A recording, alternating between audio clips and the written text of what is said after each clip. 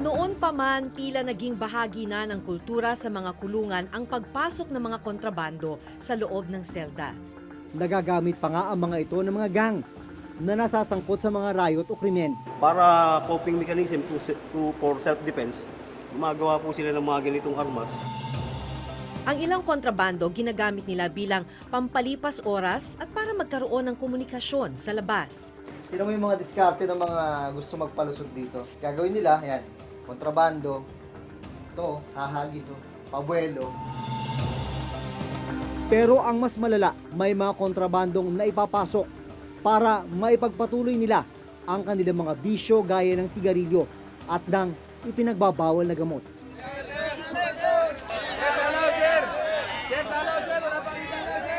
Paano kayo magkadalaw na may nakuha mang kontrabando dito pag kuhan? Hindi may ibang pangkat kami, sir, eh. Wala ko pakialam ng pangkat, kailangan linisin nyo sarili nyo. Tulad niya kami, sir, nagbabago kami, di ba? Oo.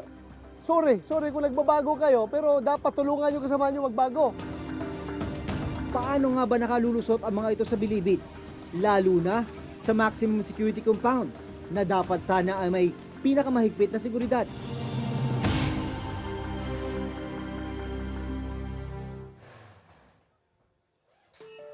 Nito lamang nakaraang linggo, nagsagawa ng Oplan Galugad ang mga opisyal ng bilibid. So bali itong mga cellphones na mga na-recover dyan inside sa maximum security compound, maaaring may nagamit silang mga dalaw na nakapagpasok na ito. So ito naman pong mga improvised deadly weapons na to, kung may kita po ninyo, meron pong hindi naman siya pointed. So usually ginagamit po nila sa pagluto, paghiwa ng sibuyas, kamatis. Pero once na yung improvised deadly weapons is matulis, pointed. So ito po yung minsan nagagamit sa pag nagkakaroon ng konting violence sa loob.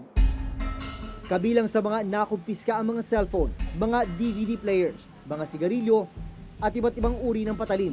Ang ilan improvised o ginawa mismo sa loob ng selda. Ito po yung mga bed banks po nila. Ito po ganitong bagay, hindi naman po ito in-smuggle para makapasok. Sa loob Dati na na lang? po itong nasa loob. Okay. Ito po yung mga tarima o higaan nila na tinatawag. Tsaka po yung mga flat bar na ginagamit sa mga sa mga bintana. So napaka-innovative po ng mga inmate dahil 24 hours andyan lang naman sila, walang ginagawa. Naisip po lagi para coping mechanism for self-defense. Gumagawa po sila ng mga ganitong armas para magamit nila. Ito sa kutsara, oh. Katulad po na ito, kutsara. Yan, kutsara. Ito naman po, kung mapapansin po nyo, naka-curve. So ginagamit po yan para pang Masunog sa drug shabu. paraphernalia. Oo. Doon sa mga selda sa loob, di ba, patong-patong yun. So parang may mga hagdanan. Ito, pero bahagi lang ito ng hagdanan sa loob ng selda. Pero sa likod. Ang nakuha daw dyan, mga cellphone. Bawal na bawal dito yun sa loob. Ang mga nakumpiskang droga, itinurn over naman daw sa Philippine Drug Enforcement Agency o PDEA. Pero paano nga ba nakalulusot ang mga ito sa bilibid? Lalo na sa maximum security compound.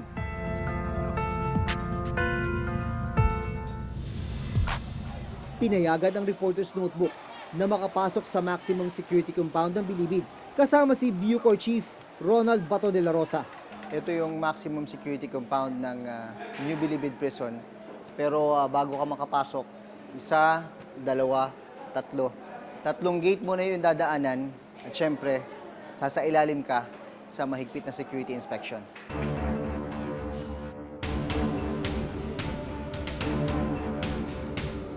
Dumiretso kami sa Building 8 o ang dating Sputnik Gang Compound na tinatawag ngayong Barangay Mapagmahal.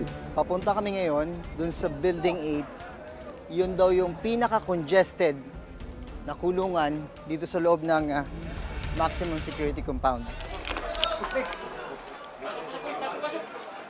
Kung mapapansin ninyo, ito, hindi ito original structure. Kagagawan lang ito ng mga priso para ma-occupy nila sa taas. Isang floor, meron sa sahig, meron sa second floor, sa isang deck. Tapos sa akyat ka dito, may isa pa, bali three floors. Yung isang floor, ginawang 3 floors. May informant rin daw sila sa loob para matukoy kung sino ang nagpapasok ng mga kontrabando. paano nyo nasisiguro na walang kontrabanda na ilulusot dito? Meron tayong mga among din, meron rin tayong mga informant. Okay. At yun ang nagtitimbre sa atin na, sir, may gumagamit doon na cellphone. Alam ko may kontrabando doon. So, kaya meron tayong task force ukay-ukay. Ready yan to jump up anytime may information. Swoop down kagad namin yung silda na may information na may laman.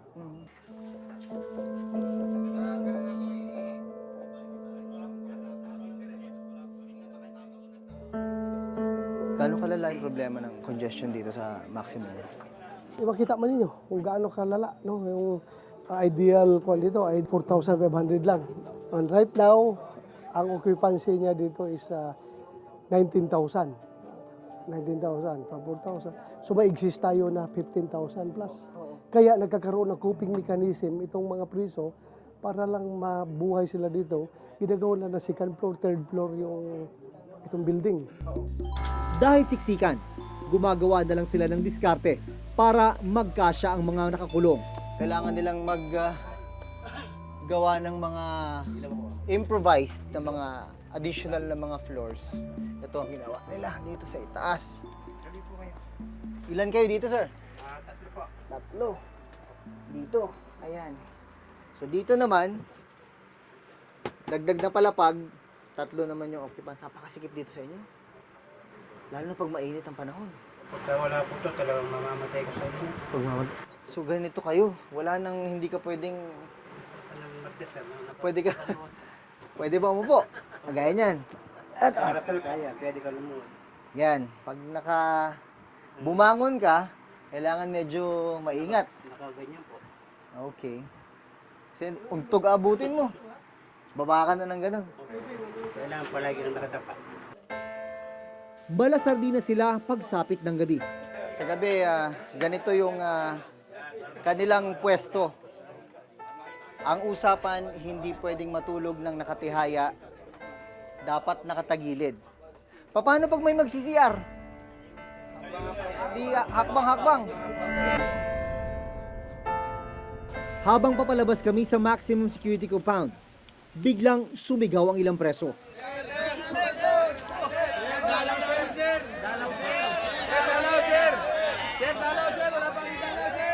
Paano kayo magkadalaw na may nakuha mang kontrabando dito pag kuan?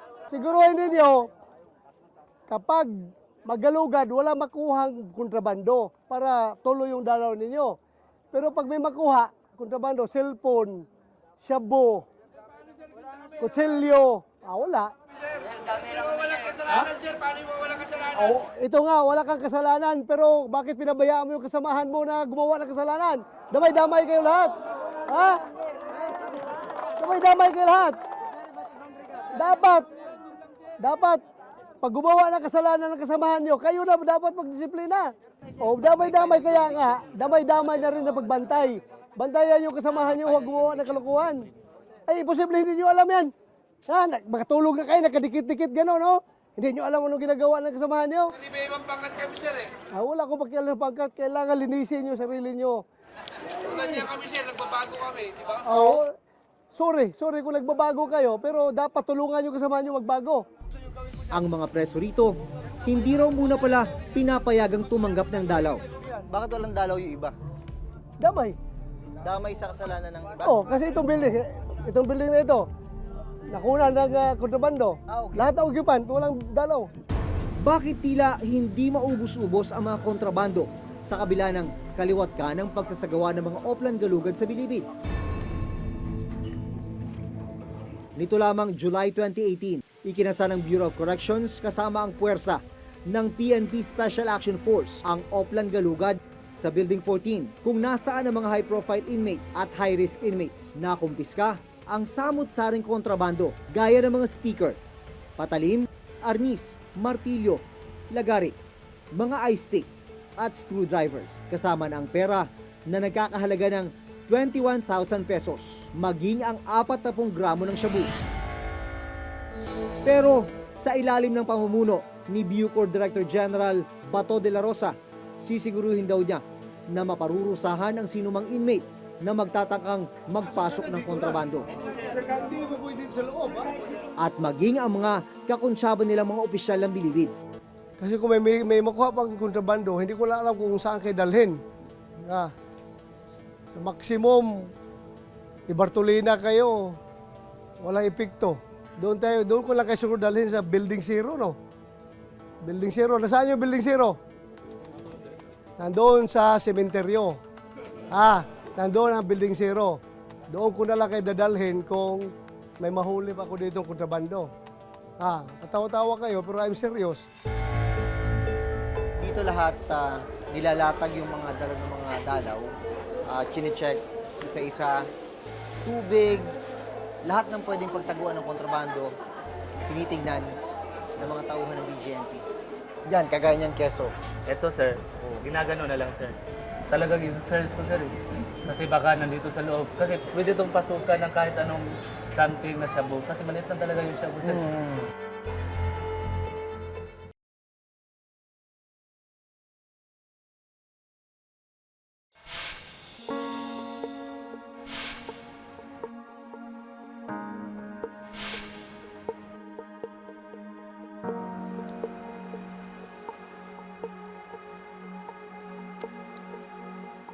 Ito yung Cebu City Jail. Pangalawa sa pinaka-congested na kulungan sa ilalim ng Bureau of Jail Management and Penology.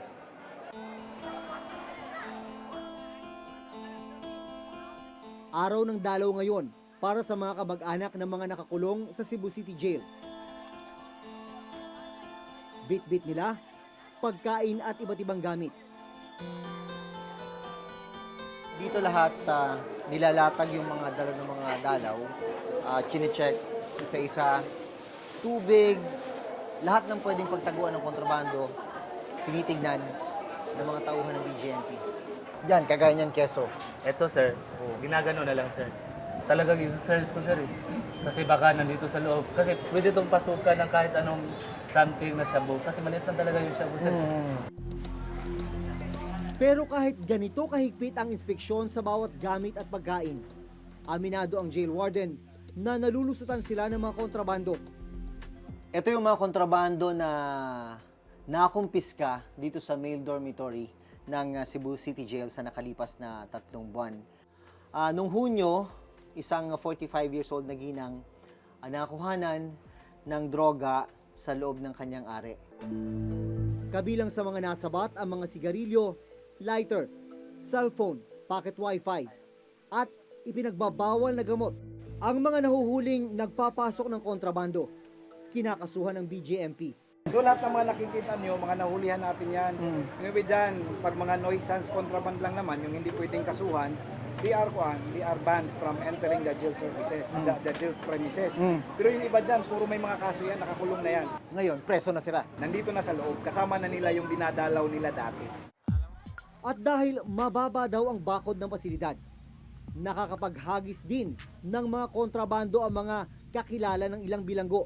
Sino mo yung mga diskarte ng mga gusto magpalusot dito? Kasi ito, medyo mababa yung bakod. Gagawin nila, yan, kontrabando. Ito, hahagis, pabuelo. By end of the month, lahat to, madidispose na yan. Ito, makukuha ng mato. Lahat ng ito, pupukpukin natin yan ng martilyo para di na magamit. Ang isa pang problemang kinakaharap ng Cebu City Jail, congested, uubod na ng sikip ang buong pasilidad.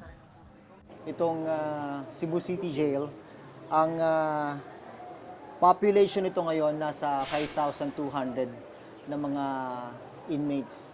Pero itong kulungan talaga, dapat lang nasa 1,750 lang ang kapasidad. Ang seldang ito, dapat sana ay may 35 na nakakulong o kung tawagin ay Persons Deprived of Liberty o PDL. Pero naglalaman ito ngayon ng 75 na PDL. Kung sinasabi natin masikip yung sardinas, kung may mas masikip pa sa sardinas, Ito yun. ito yun. Kunwari ikaw, si CR ka, saan ka mapupunta? Saan? Paano mo? May maaapakan talaga. At dahil sobra-sobra na ang laman ng kulungan, kailangan ding mapagkasya ang pondo para sa pagkain. Ito yung kitchen ng kulungan dito hinahanda yung pagkain ng mga inmates. Ang kanilang budget, 60 pesos kada inmate, tatlong meals na yon. Lumalabas 20 pesos kada meal. Ganyan kadaming kanin ang kailangang i-prepare. Mantakin mo naman dahil na ang inmates dito nasa mahigit 5,000. Sa loob ng Cebu City Jail, nakilala ko ang isang inmate na itatago namin sa pangalang Mang Ben, 68 taong gulang. Nahuli siya noong September 25, 2016 matapos ang isang drug buy-bust operation. Kasong paglabag sa Comprehensive Dangerous Drugs Act ang isinampa laban kay Mang Ben. 2016 pa siya nahuli, pero nitong August 13, 2018 lang siya unang nakadalo sa hearing ng kanyang kaso. Gaano kahirap ang sitwasyon ninyo na may mga edad na nakakulong sa masikip na kulungan? Huwag yun ka ng sikip, ikalisok tayo. Kalisok. Pero gati kung nakapit arthritis, sigla tuyot ko, maganayan, sikad, lusot, katulog, wali tulog. Ako, hindi kahiga. Bangon. Wakong kaon, na wako'y dalaw kayo, na kaya nagkaroon trabaho. Sa ngayon, nagpapatayo ng panibagong pasilidad ang Cebu City Jail para masagot ang problema sa jail congestion. This is an 84 million facility na sabi ng engineer, this is on its 45% completion. Baka next year matapos na ito. And ang capacity nito ay kakasya ang 2,500 na inmates. Ayon mismo sa COA, nagiging dahilan ang congestion para manib ang isang bilanggo sa iba't ibang mga gang o pangkat para sa kanilang proteksyon at para magkaroon ng material benefit tulad ng mga kontrabando sa loob. So yung pangkats is a necessary mechanism for them. It's a social group for the inmates, okay? So that they can source out what they need, and because it's a mode of survival, nagkakaroon sila ng protection. Ang ilang mga kontrabando nagagamit daw ng mga inmate tuwing nagkakaroon ng riot o kaguluhan sa loob. Ayon sa COA report, umabot sa 612% ang congestion rate ng mga kulungang hawak ng BJMP. Higit na mas mataas ito sa 512% congestion rate noong 2016. Ang mga kulungan na may kapasidad lang na 20,653 na inmate, ngayon naglalaman na ng 146,302 inmates. Yung buhay sa loob ng kulungan ay hindi na gaanong mapayapa, or kung baga sasabihin ng napakaraming mga NGO and human rights activists, hindi na siya in fact makatao. Instead of us trying to rehabilitate them, or instead of us just trying to make sure na may pagkain doon, may sanitation, may tulugan, wala na kasi may kakulangan. Sa report ng COA, lumala ang congestion sa mga pasilidad na nasa ilalim ng BJMP dahil sa pagdami ng mga nahuling drug suspect. Dahilan din ang mabagal na pag-usad ng kaso, kakulangan ng mga judge at kawalan ng pampiyansa ng mga mahihirap na bilanggo.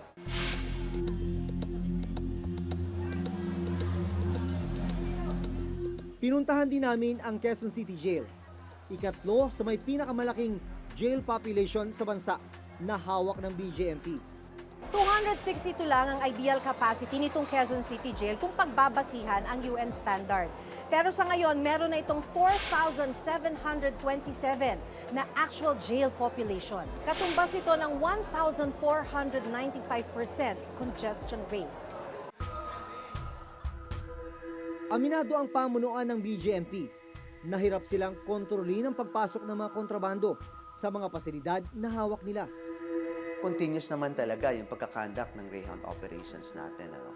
Siguro, isa sa mga nakikita namin dahilan kung bakit may mga nakakapasok pa rin is yung struktura natin. No?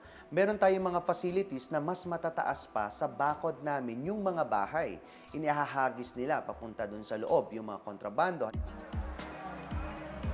Kulang rin daw sila sa mga kagamitan na makakatulong sana sa pag-detect ng mga papasok na kontrabando.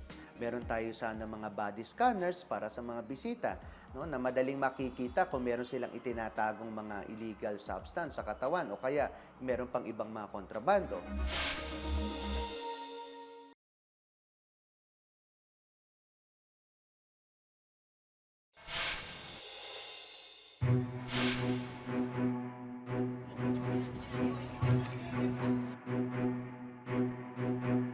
Para coping mechanism for self-defense, gumagawa po sila ng mga ganitong armas.